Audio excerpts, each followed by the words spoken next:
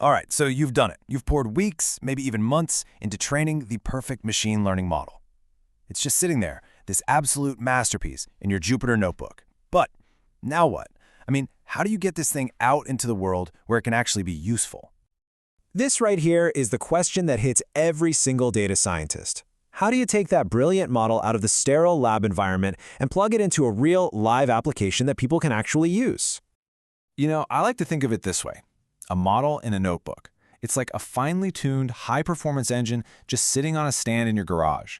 It's got all the power in the world, but it's not actually going anywhere, right?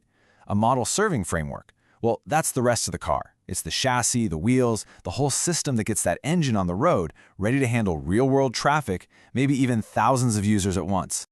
And this whole journey, from the garage to the highway, that's what we call the last mile problem in machine learning. It's a huge hurdle. And trust me, just wrapping your model in a simple little API with something like Flask, it's just not going to cut it for a real production environment. So let's be clear about what we're actually talking about. Model serving is the whole process of turning your model into a reliable, scalable, always-on service that any other application can just talk to through an API. It's really the heart and soul of getting ML into the real world. See, to be truly production-ready, your model needs a whole lot more than just being able to make good predictions.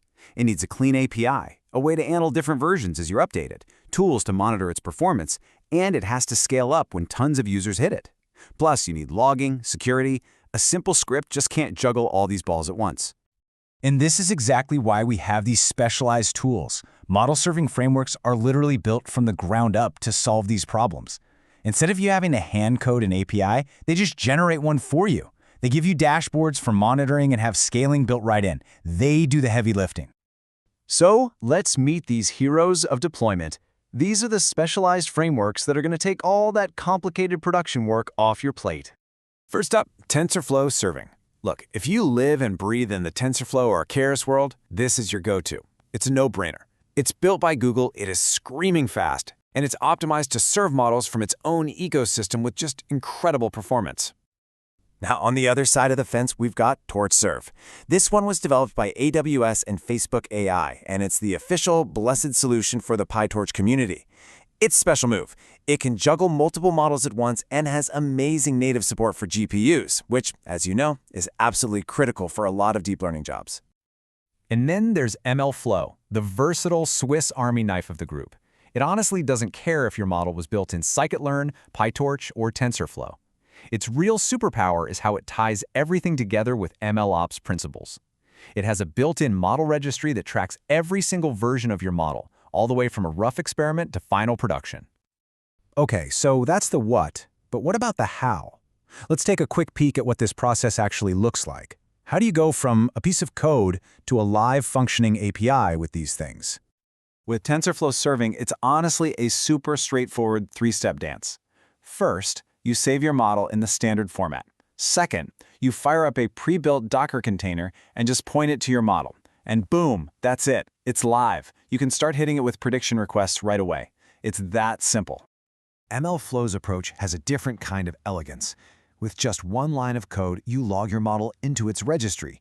Then, you hop over to the command line and tell MLflow to serve that exact model you just logged. Just like that, your API is up and running.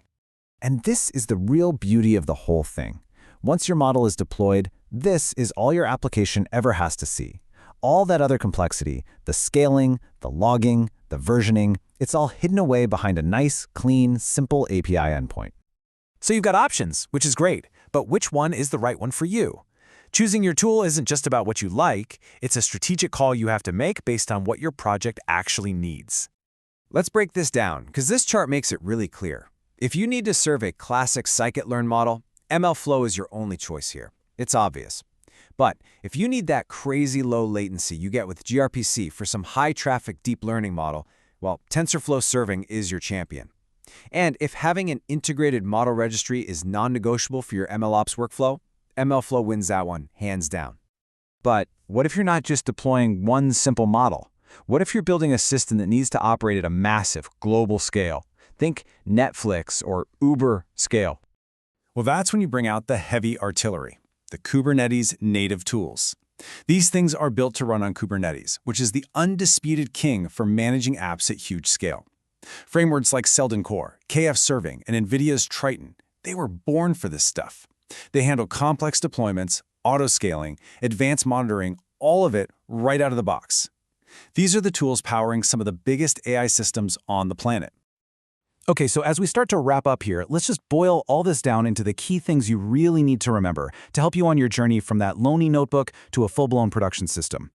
Here's the cheat sheet. Rule 1. Flask and FastAPI are awesome for demos, but for production, you need a real, dedicated framework. Period. Stick to the ecosystem that makes sense for you. TF-Serving for TensorFlow, TorchServe for PyTorch. Go with MLflow when you need flexibility and that tight MLOps integration. And when you're ready to go big, like enterprise big, Kubernetes native tools are waiting for you. So I'll leave you with this final thought. Getting your model served up behind an API is a massive win, for sure. But is that the end of the journey? Or is learning how to use these frameworks really just the first step into the much bigger, much more interesting world of true end-to-end machine learning operations? Something to think about. Thanks for tuning in.